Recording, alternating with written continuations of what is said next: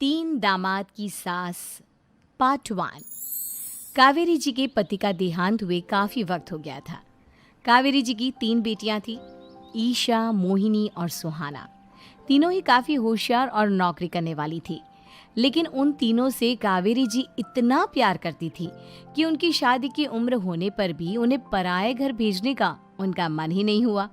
अरे तुम तीनों मेरे कलेजे का टुकड़ा हो। जब भी तुम्हारी शादी के बारे में सोचती हूँ ना, बड़ा डर लगता है। सही कहती हो मम्मी, हम भी आपसे बहुत प्यार करते हैं। हाँ, मम्मी पापा के जाने के बाद अब बिल्कुल अकेली हो गई हैं। और मम्मी, अगर हम तीनों शादी करके चले गए तो आपका ख्याल कौन रखेगा? लेकिन अपनी खुशी की वजह से मैं तुम तीनों को बिना शादी के भी तो नहीं देख सकती ना बेटा। समाज के हिसाब से देखे तो यह भी गलत होगा और मैं ऐसा कुछ नहीं चाहती। लेकिन तुम तीनों से दूर होने के बारे में सोचती हूँ तो अजीब सा लगता है। लेकिन मम्मी, हम आपको इस तरह अकेला छोड़कर नहीं जा सकते। एक काम करते हैं मम्मी, शादी के बाद ना आप मेरे साथ मेरे ससुराल में चलना और मेरे साथ ही रहना। अच्छा, और तेरी सास मुझे रहने देगी तेरे ससुराल में? अरे बेटा, वहाँ ऐसा नहीं होता। बेटी की माँ कभी अपनी बेटी के ससुराल जाकर नहीं रह सकती। एक काम करते हैं माँ, आप ईशा और सुहानी की शादी कर दीजिए और मैं हमेशा आपका बेटा बनकर आपके साथ ही रहूंगी। मुझे नहीं करनी शादी। अरे मेरी बेटियां मुझसे कितना प्यार करती है, मेरी वजह से अपनी पूरी जिंदगी दांव पर लगाने को तैयार है। लेकिन मैंने ना इससे भी एक अच्छा उपाय सोचा है। क्या मम्मी? अगर आपके पास कोई सोल्यूशन है तो फिर क्यों परेशान हो आप? बताइए, क्या करना चाहती हैं आप? मैंने सोचा है कि अखबार में इश्तिहार देकर तुम तीनों के लिए 3 घर जमाई दामाद ढूंढ लूंगी। वैसे भी नौकरी तो तुम तीनों अच्छे से कर लेती हो, कमा भी अच्छा खासा लेती हो। कोई भी लड़का तैयार हो जाएगा तुमसे शादी करने के लिए। अरे मम्मी, ये हुई ना बात। इससे हमें आपसे दूर भी नहीं जाना पड़ेगा और आपको अकेला भी नहीं रहना पड़ेगा। हाँ मम्मी, ये बहुत अच्छा तरीका है। मैं तो कहती हूँ आज ही अखबार में ऐड निकलवा देते हैं। बिल्कुल, आज ऑफिस जाते वक्त मैं ये काम कर दूंगी। और कुछ ही दिनों के बाद कावेरी जी को 3 घर जमाई दामाद विवेक, सुमित और अविनाश मिल जाते हैं और वो उन तीनों लड़कों से अपनी तीनों बेटियों की शादी करवा देती है। शादी के कुछ दिन के बाद, अरे अब शादी हो गई, छुट्टियां खत्म, तुम तीनों जाकर नौकरी करो, कुछ काम करो। अरे मम्मी जी, कमाल करती हैं आप। अब घर जमाए इसलिए थोड़ी ना बनाए कि हम बाहर जाकर नौकरी करें। मम्मी जी, मेरा तो घर जमाई बनने का मकसद ही यही था कि कमाने वाली बीवी मिल जाए। बाहर जाकर काम करने से तो मेरा दिल घबराता है। घर का कोई काम है तो बता दीजिए मुझे। अगर ऐसी बात है तो शाम का खाना बनाओ। मेरी बेटियां नौकरी से थकी हारी आती है, अब नौकरी नहीं कर सकते तो कोई बात नहीं, घर का काम करो तुम लोग। मैं तो घर का काम करने में बहुत खुश हूँ, बस ये बाहर धूप में निकलना, रास्ते में जाना, नौकरी करना, ये सब मुझसे नहीं होता। बिल्कुल ठीक कह रहा है सुमित। अरे गर्मी में, बारिश में, सर्दी में घर से निकल कर जाना और उधर बॉस की चिक चिक सुनना, इससे बढ़िया तो यह है कि मैं घर में झाड़ू पोछा कर लूँ। ठीक है, फिर तुम झाड़ू पोछा करना। अविनाश शाम का खाना बनाएगा और विवेक तुम सुबह का नाश्ता और खाना बनाओगे। मेरे तीनों दामाद घर संभालेंगे और बेटियां नौकरी करेंगी। अगले दिन सुबह के वक्त, मम्मी मुझे ऑफिस के लिए देर हो रही है, नाश्ता चाहिए। अरे उस विवेक से कहा तो था कि सुबह का नाश्ता उसे उठकर बनाना है। अभी जाकर देखती हूँ क्या कर रहा है विवेक।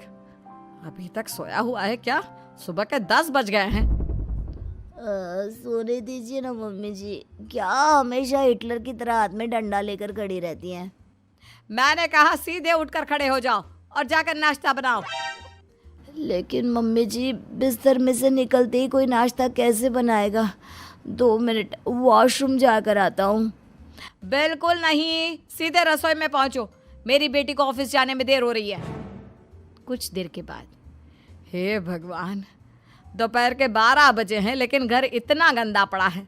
सुमित से कहा था मैंने समय पर झाड़ू पोछा कर देना। सुमित, कहाँ हो तुम? क्या हुआ मम्मी जी? सुबह की चाय तो पीने दीजिए। आप भी हद करती हैं, चिल्लाती ही रहती है। ये सुबह की चाय है या दोपहर की चाय? अगर तुम 12 बजे उठकर सुबह की चाय पियोगे तो क्या शाम का खाना रात के 3 बजे खाओगे? मम्मी जी चिल्लाइए मत, बताइए बात क्या है? अरे 12 बज चुके हैं, अभी तक झाड़ू पोछा नहीं हुआ। घर में देखो कितनी गंदगी है। अच्छा, तो आप इसलिए परेशान हैं। वो क्या है ना मम्मी जी, आज मेरे हाथ में दर्द हो रहा है। रात को उल्टी करवट से सो गया था, हाथ हिलाया भी नहीं जा रहा। कौन से हाथ में दर्द है दामाद जी? इस सीधे हाथ में मम्मी जी, हाथ हिल भी नहीं रहा है। विवेक, सुन लिया तुमने? सुमित के हाथ में इतना दर्द है कि बेचारे का हाथ भी नहीं हिल रहा। आज तो ये खाना भी नहीं खा पाएगा, तो एक जन का खाना कम ही बनाना। ठीक है मम्मी जी। अरे नहीं मम्मी जी, मेरे कहने का मतलब वो नहीं था। मेरा मतलब है खाना तो खाऊंगा ना। अरे लेकिन कैसे? हाथ तो हिल भी नहीं रहा है। अरे मम्मी जी, आपको ना किसी जेल में जेलर होना चाहिए था। बेकार में हमारी सास बनकर जिंदगी खराब कर रही हैं। अरे लगाता हूँ पोछा। एक बेचारा घर जमाई और कर भी क्या सकता है। शाम को जब ईशा, सुहाना और मोहिनी ऑफिस से लौट कर आती हैं। मम्मी, शाम के खाने में क्या बना है? अब ये तो तेरे पति को ही मालूम होगा ना बेटा, उसने ही खाने की जिम्मेदारी ली थी। लगता है मम्मी आपने ये घर जमाए वाला तरीका अपनाकर मुसीबत मोल ले ली है। आपके तीनों घर जमाए कितने आलसी हैं। मेरे वाले को देखो, दोपहर के 12 बजे सुबह की चाय पीता है और काम क्या करना चाहता था? घर का झाड़ू पोछा। मम्मी बता रही थी कि आज उसने घर का झाड़ू पोछा शाम के 5 बजे किया था। अब क्या बताऊं बेटा, सुबह से हाथ दर्द का बहाना करके बैठ गया था। कहता है हाथ में बहुत दर्द हो रहा है, हिला भी नहीं जा रहा। सब बहाने मम्मी। ये तीनों घर जमाए मिलकर ना बस बैठकर खाना खाना चाहते हैं, काम धाम तो बिल्कुल नहीं करना चाहते। अरे लेकिन ऐसे काम नहीं चलेगा ना, मुझे इन तीनों को सबक सिखाना ही पड़ेगा। अरे तो मम्मी, आप हिटलर से कम है क्या? आपने जब हम तीनों को सबक सिखा कर इतना लायक बना दिया, तो इन तीनों नालायक दामाद को भी आप कुछ न कुछ तो बना ही देंगी। हाँ मम्मी, बस अपने अंदर के हिटलर को बाहर लाइए और अपनी तीनों दामादों को अच्छी तरह से सबक सिखाइए। रही बात आपकी बेटियों की, तो हम तीनों तो हमेशा से आपके साथ हैं। अरे लेकिन बेटा, इस काम के लिए तुम तीनों को मेहनत करनी पड़ेगी। कैसी मेहनत मम्मी? ऑफिस में तो वैसे ही बहुत मेहनत करते हैं हम तीनों। अरे प्रेग्नेंट हो जाओ, प्रेगनेंसी का बहाना बनाकर कह दो कि तुम तीनों ने नौकरी छोड़ दी है 2 साल के लिए, और जब घर में खाने के पैसे नहीं होंगे तो अपने आप काम पर जाएंगे ये तीनों। वाह मम्मी, क्या आइडिया दिया है। मैं तो कल ही जाकर कहने वाली हूँ कि मैं प्रेग्नेंट हो गई हूँ।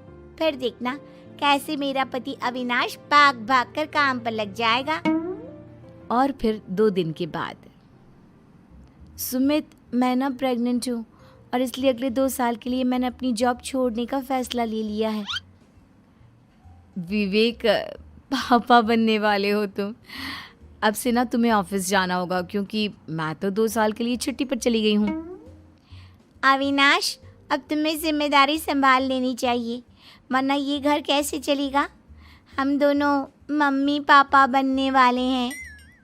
लेकिन कावेरी के तीनों आलसी दामादों पर अपनी बीवियों की बात का कोई असर नहीं हुआ।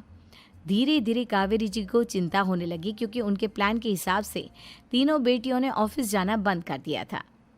आखिर क्या तरीका अपनाएंगी कावेरी अपने आलसी दामादों को काम करना सिखाने के लिए? जानने के लिए सुनिए इस कहानी का पार्ट 2।